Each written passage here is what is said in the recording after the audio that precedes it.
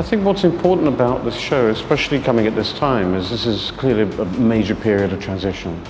I think all the old categories of graphic designer or illustrator or interactive designer, these are all breaking down, especially with moving image being pulled into digital, with graphics being pulled into moving image.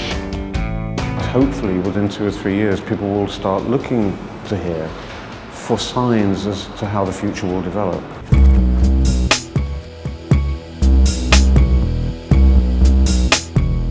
Basically, I've been reusing waste citrus peels. It's a byproduct from juice and fruit salad manufacturing. So what I do is I reuse the solid waste peel. I reprocess the material using various processes. So a composite material that can have many other uses. You can make things such as orange juices. There is still a lot more potential within the material in terms of application. This is a light chandelier that I've made. It's called Celebration Chandelier. It basically picks up on the waste champagne corks which are thrown away from bars and restaurants.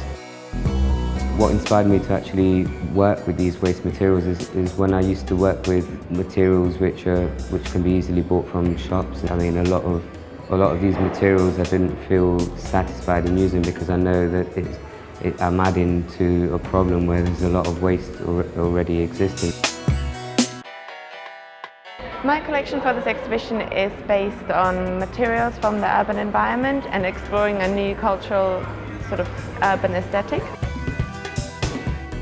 Finland is one of the largest paper manufacturers in the world, so I started using industry as a reflection of the materiality of a culture. In the post-industrial culture, consumerist culture, what are the materials that are reflective of this? The process of using the paper as a structural material began with rolling it around dowels, wooden dowels, which you can see at the end here.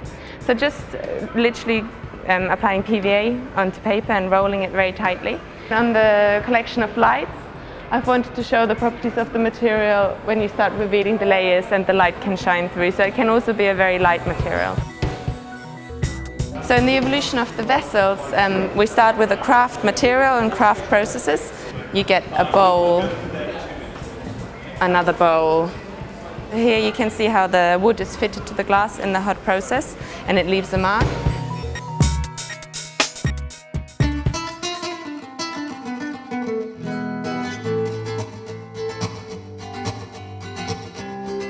With this space, Café Chateau, I like the idea of going on holiday to product design and try and make things that were really functional and like furnish a room. I found that idea really interesting and it was quite a challenge.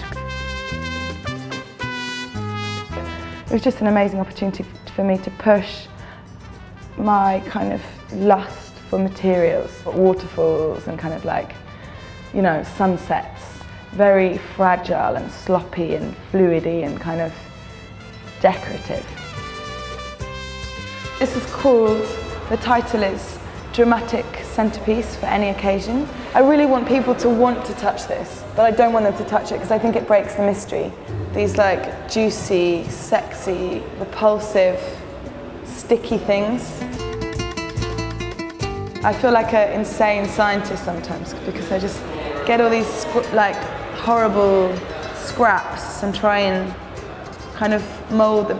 I'd love this to be in a hotel lobby.